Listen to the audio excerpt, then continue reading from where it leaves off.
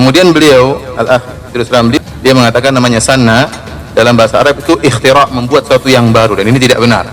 Ini bukan berarti beliau menolak bid'ah hasanah. Jadi kalau kias bisa dilakukan dalam satu ibadah yang lain, maka ibadah yang lain juga bisa dikiaskan. Ada nggak dalil yang terkait dengan pelaziman kunut subuh tanpa nazilah? Ini bukan pendapat saya, yang tadi juga bukan pendapat saya. Usolli fardadz zuhri arba' raka'atin atau nawaitul wudu'ah, ini sebenarnya khilafiyah antara mazhab. Menurut Hanafiyah, pendapat yang mukhtar, yang terpilih menurut Hanafiyah, Syafi'iyah, dan Hanabilah fil mazhab, diterangkan oleh Syekh Mansur bin Yunus al-Buhuti dalam Kasyaful Qina' mazhab Hambali, bahwa at-talaffuz bin niyah fil ibadat itu sunnah, tujuannya liyusa'idal lisan al-qalba. Kemudian ada ba'dul Hanafiyah dan ba'dul Hanabilah yang mengatakan talaffuz bin niyah makruh. Sementara Malikiyah berpendapat mengucapkan, melafalkan niat di dalam ibadah yang baik ditinggalkan. Boleh, tetapi yang baik ditinggalkan. Cuma bagi orang yang was-was, kalau dia tidak melafalkan sholatnya atau wuduknya bisa lama, oleh Malikiyah dianjurkan. Dasarnya mana? Para ulama yang mengatakan seperti ini tidak pernah mengatakan bahwa talaffuz bin niyah fis shalah wal wudu anjuran Rasulullah SAW, tidak pernah. Tetapi dasarnya kias. Dikiaskan ke apa? Yang pertama, mengucapkan ibadah. Ketika Rasulullah SAW menunaikan ibadah haji, beliau memulai dengan mengatakan labbaika bi umratin wa hajjin. Jadi labbaika bi umratin wa hajjin, kami penuhi panggilanmu ya Allah melaksanakan ibadah umrah dan haji. Itu yang pertama.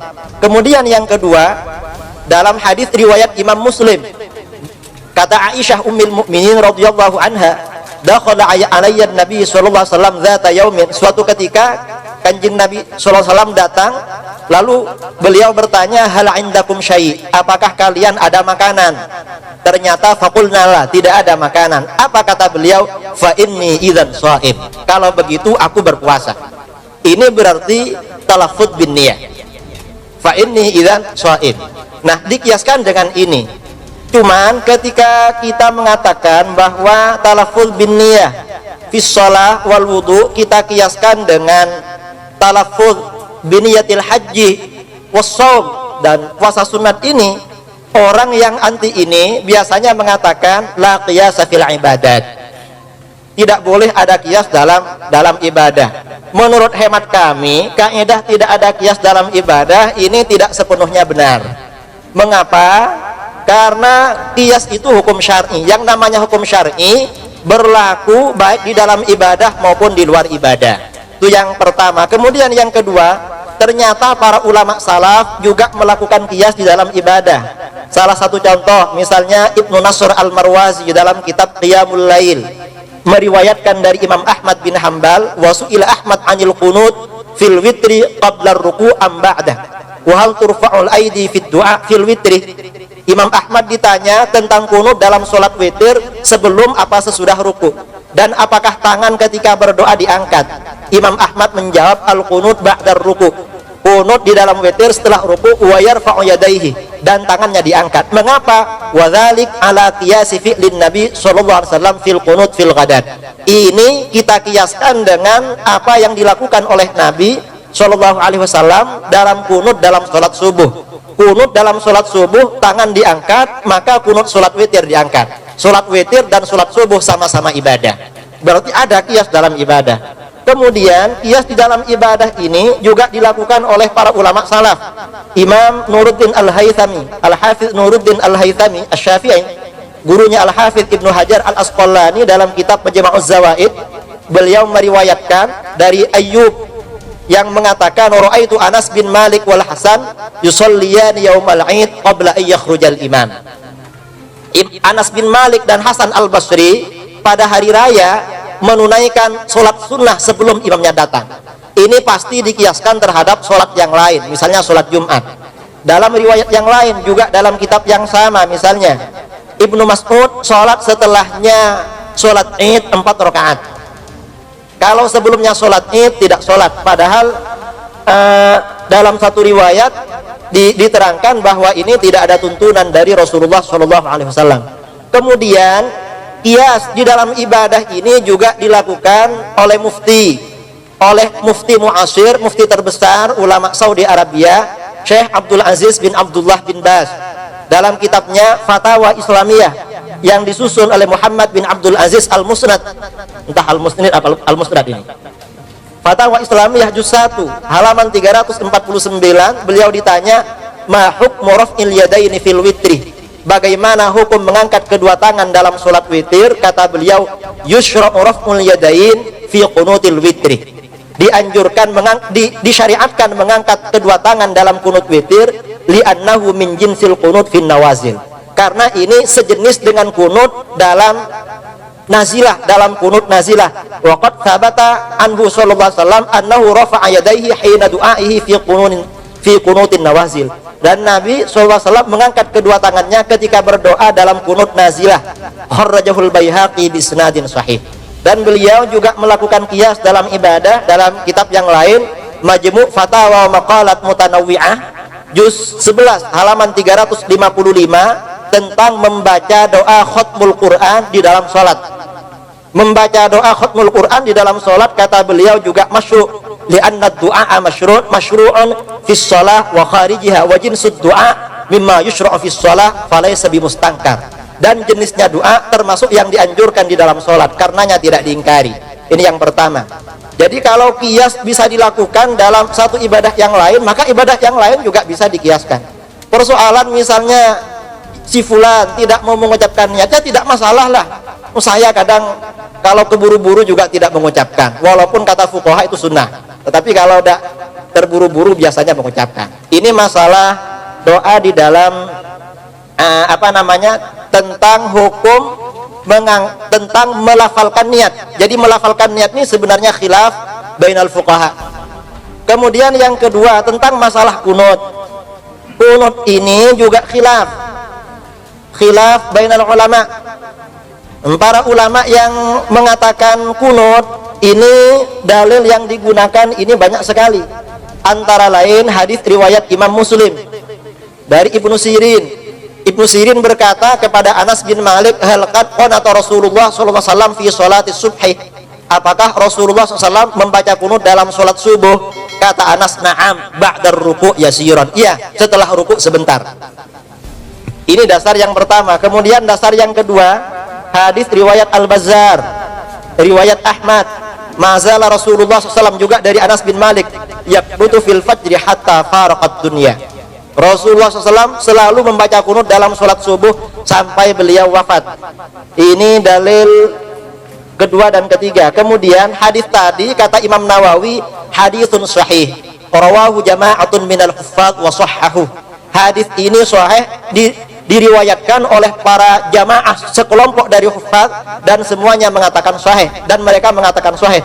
Wa mimman nassu ala sihhatihi al-hafiz Abu Abdullah Muhammad bin Ali al-Balkhi wal Hakim Abu Abdullah fi mawadhi' min kutubihi wal Baihaqi wa rawahu ad-Daraqutni min turuqin bi asanid sahihah. Ini Imam Nawawi pernyataannya di dalam kitab Al-Majmu'. Kemudian juga athar dari Khulafaur Rasyidin, dari Awam bin Hamzah, dia berkata, sa'altu Aba Uthman 'anil qunut fi subuh qal ba'da ruku', qultu amman, saya bertanya kepada Abu Uthman An-Nahdi tentang bacaan kunut dalam salat subuh. Lalu beliau menjawab, iya setelah ruku'. Lalu saya bertanya, itu dari siapa? Lalu kata Abu Uthman, an Abi Bakar wa Umar wa Uthman. Yang melakukan ini Abu Bakar, Umar wa Uthman radhiyallahu taala anhum. Di sini diterangkan al-qunut fis subhi, bukan kunut nazilah. Rawahul Baihaqi, Al-Baihaqi mengatakan hadza isnadun hasan.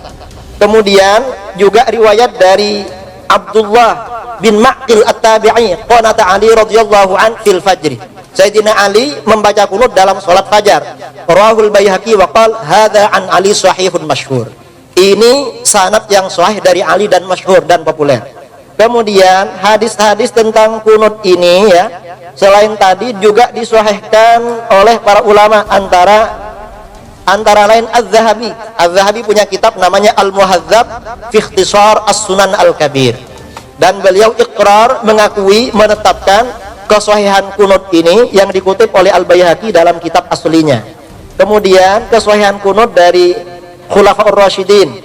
Yang pertama Hasan, yang kemudian yang dari Sayyidina Ali ini sahih, dan lain sebagainya. Masalah doa-doa kunut ini sudah maklum ya. Ini dasar-dasar kunut. Kemudian persentase tentang yang melakukan kunut. Siapa saja yang melakukan kunut?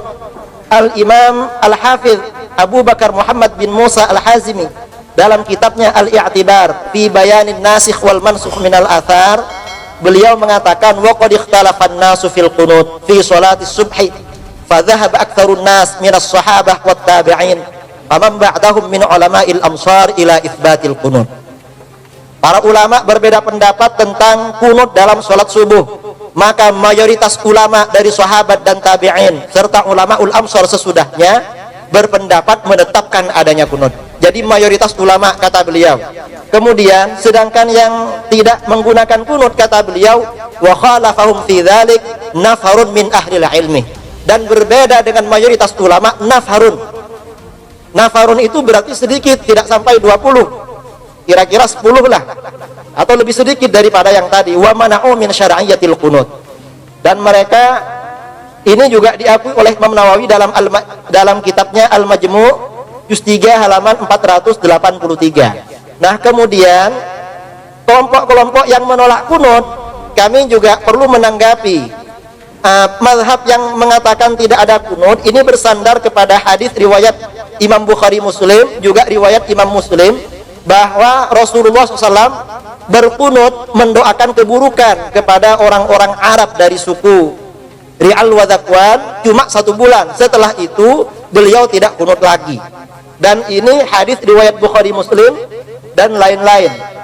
Kata ulama yang mengatakan tidak ada kunut, berarti kalau begitu kunut itu sudah dinasah, karena Nabi Shallallahu Alaihi Wasallam melakukan kunut hanya 1 bulan. Setelah itu tidak baca kunut lagi.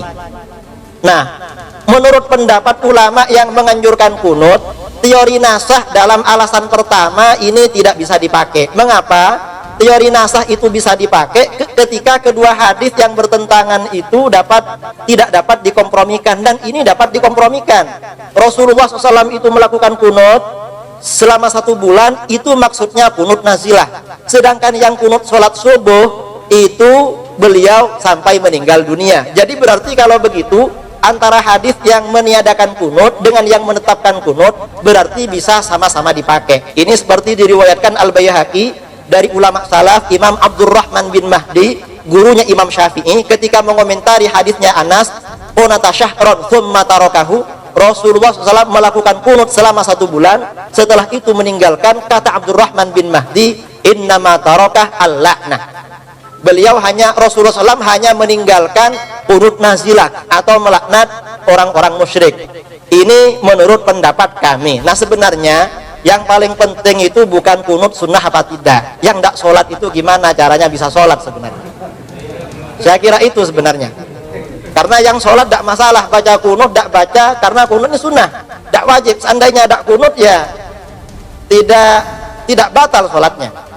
Nah, barangkali ini beberapa pandangan dari kami yang sempat kami baca dari para ulama kami yang menganjurkan kunut. Ini bukan pendapat saya, yang tadi juga bukan pendapat saya. Kurang lebihnya mohon maaf, waktu dikembalikan kepada moderator. Alhamdulillah, terima kasih atas apa yang disampaikan oleh Ustaz Idrus Ramli. Saya sepakat dengan Ustaz Idrus Ramli bahwasanya masalah niat, talafuz bin niat dalam sholat, masalah kunut subuh adalah masalah khilafiyah. Bahkan meskipun kita memandang yang lebih afdal tidak bertalafuz dengan niat karena tidak ada hadis. Jangankan yang lemah hadis, jangankan yang sahih, hadis palsu pun tidak ada bahwasanya Nabi pernah melafalkan niat. Tetapi ini masalah khilafiyah, sebagian Syafi'iyah mengatakan sunnah, dan kita memilih tidak melafalkan niat, namun tidak ada pengingkaran dalam masalah ini, masalah khilaf di antara para ulama. Boleh. Kalau gitu kita lanjutkan. Tapi riwayat Ad-Daruqutni dan juga Imam Al-Baihaqi dan yang lainnya itu jelas kok dikatakan dari Anas itu semuanya, anna Nabi SAW qanata syahron yad'u ala qatili ashabihi. Nah, kalau sekarang berdalih yang tinggal 1 dalil orang yang melakukan kunut tanpa nazilah di subuh, wa amma fi subhi falam yazal yaqnut hatta faraqa dunya. Kalau ini yang dimaksudkan adalah kunut, dalilnya sahih, selesai. Tetapi di sini permasalahannya di dalam sanadnya ada Abu Ja'far Ar-Razi yang dikatakan oleh Imam Ibnu Hajar di dalam kitab Takrib, ya tahdib juga, karena ini aslinya Takrib tahdib, kemudian terusnya Tahdibul Kamal, aslinya dari Al-Kamal fi rijal hadis. Maka dia mengatakan bahwa dia adalah saduqun yukhti katsiran. Dia jujur tetapi apalannya sering salah. Sementara di sini kejujuran tidak masuk di dalam hadis pada intinya. Intinya adalah al-hifdz. Makanya walaupun dua-duanya itu menjadi syarat, tetapi syarat utama adalah dhabt. Ya, sidq itu juga syarat, ya. Buktinya iblis atau setan ketika zaman Abu Hurairah diterima riwayatnya karena sidq. Ya, jujur ketika itu walaupun pendusta. Nah, oleh karena itu permasalahannya sekarang, ada nggak dalil yang terkait dengan pelaziman kunut subuh tanpa nazilah? Dinyatakan oleh Imam Asy-Syaukani tidak ada. Kalau dijadikan dalil satu-satunya itu maksudnya adalah kunut mutlak subuh, maka selesai. Ternyata hadisnya bermasalah, di dalam sanadnya ada Abu Ja'far Ar-Razi. Dengan demikian, dengan berbagai macam hujah dan argumen tadi, kita bisa ingin jelaskan bahwa kami berpendapat bahwa Rasulullah, Abu Malik Al-Asy'ari, bukan pribadi saya, dan itu bukan pribadi atau kelompok, tapi semuanya kita mengatakan berangkat dari nas yang ada di dalam Sunan At-Tirmidzi, tapi dengan lafaz ayya bunayya muhdas, tapi di dalam lafaz yang diturunkan oleh Imam An-Nasa'i ayya bunayya bid'atun. Itulah yang menjadi pegangan kita, dan hadis ini disahihkan oleh banyak ulama, diantaranya adalah Syekh Nasruddin Al-Albani. Wallahu a'lam bishawab. Cukup saya kira. Nah, al-ibrah bi umumil lafz. Al-ibrah bi umumil lafzi tadi Ustaz masukkan di dalam masalah kullu bid'ah. Karena kalau kita lihat, katanya Ustaz, kalau sekarang kita hanya memegang asbabul wurud, kenapa asbabul wurud ini tidak diterapkan dalam kullu bid'atin? Lah memang kullu bid'ah nggak ada asbabul wurudnya. Kenapa kita bisa memperlakukan? Karena kalau mansanna itu ada asbabul wurudnya, sementara fa inna kulla bid'atin dhalal itu nggak ada asbabul wurudnya. Bagaimana kita itu bisa mentaksis dengan asbabul wurud? Ya. Yang tadi juga masalah man ra'al muslimuna hasanah. Jadi Ustadz kembali kepada ini lafalnya umum. Sekarang saya ingin coba Ustaz terapkan hadis ini atau perkataan Ibnu Mas ini. Apa yang dilihat oleh kaum muslimin baik. Sekarang kita bicara tentang bid'ah. Taruhlah misalnya orang Syiah, tatkala mereka melakukan acara 10 Muharram mukul-mukul tubuh mereka. Menurut kita baik, menurut kita buruk, menurut dia baik. Kalau gitu tatkala kita mau terapkan ini dalil ini sebagaimana yang dipahami oleh Ustaz, berlaku umum, kaum muslimin memandang, maka kaum muslimin yang mana? Apalagi masalah khilafiyah. Sebagian kaum muslimin memandang itu baik, sebagian kaum muslimin memandang itu buruk. Makanya saya kembalikan kepada perkataan Ibnu Hazm. Kalau kita terapkan hadis ini bahwasanya maknanya umum, maka ini adalah taklif bima la yutaq. Artinya kita dibebankan oleh Allah untuk menjalankan dua hal yang kontradiktif. Karena ada perkara yang dilihat baik oleh sebagian kaum muslimin dan ada sebagian yang dipandang buruk oleh kaum muslimin. Dan ternyata kita dapati banyak perkara-perkara yang dinyatakan bid'ah yang sepertinya baik namun dinyatakan bid'ah oleh para ulama Syafi'iyah. Contohnya seperti perkataan An-Nawawi rahimahullah, ya. Jadi sebenarnya saya ingin kembalikan kepada makna bid'ah hasanah, apa sih maksudnya menurut ulama Syafi'iyah? Karena tidak seperti yang kita bayangkan. Bid'ah hasanah ternyata disebut oleh Isa bin Abi Salam, contohnya seperti bikin sekolah, bikin pondok, bikin jembatan. Itu bid'ah hasanah, kita sepakat. Cuma kamu namakan bid'ah hasanah, saya namakan masalah mursalah, ya. Bukan itu yang kita khilafkan tentang masalah ini. Tapi kita maksudnya dengan bid'ah hasanah adalah suatu ibadah baru, ritual ibadah. Ini yang kita perbicarakan. Ini benar atau tidak? Contohnya seperti tahlilan, itu ritual ibadah. Ini yang sedang kita bicarakan. Contohnya salat raghaib. Salat raghaib, ya, salat di malam Jumat dengan berapa rakaat ternyata diingkari oleh Imam Nawawi. Bahkan dia mengatakan qatalallahu mukhtari'aha. Semoga Allah memerangi orang yang membuat salat ini. Padahal dia salat. Salat berapa rakaat kemudian beribadah kepada Allah Subhanahu wa taala. Contohnya Imam Nawawi juga mengingkari orang yang mengangkat jenazah sambil baca Quran. Baca Quran baik. Tetapi tatkala dibarengi dengan ini diingkari oleh Imam Nawawi. Contohnya salat malam nisfu Sya'ban 100 rakaat. Ini siapa yang mengingkari salat? Tidak ada yang mengingkari kita salat. Oleh karenanya yang dimaksud dengan bid'ah hasanah, ya, sebagian dikatakan bid'ah hasanah oleh para ulama Syafi'iyah, ternyata maksudnya adalah perkara-perkara maslahah mursalah, ya, contohnya seperti tadi buat jembatan, buat pondok, ya. Perkara-perkara bukan yang merupakan ritual apa? ritual khusus. Karenanya tatkala Asy-Syatibi mendefinisikan bid'ah, dia mengatakan thariqatun mukhtara'ah mubtada'ah. Jadi suatu cara ritual baru. 3 menit. Tentang tadi Ustaz Romli mengatakan ada muhakkamah, itu al-ada muhakkamah bagi orang-orang yang tadi al-muslimun. Oke, tahlilan dinyatakan suatu hal yang memang itu sudah ada kebiasaan, takut menentang. Memang dakwah itu bersiko, Ustaz. Tapi bagaimana kita itu menjelaskan sebaik mungkin dengan kalimat-kalimat yang baik. Alhamdulillah banyak orang yang sadar.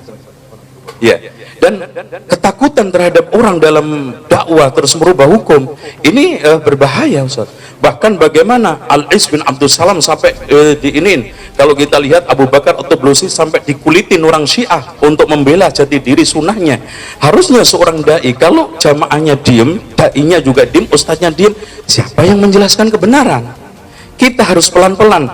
Makanya saya lebih berpijak kepada ucapan Sunan Kudus, barangkali Kanjeng Sunan Ampel nanti suatu ketika ada orang di belakang kita yang menyempurnakan.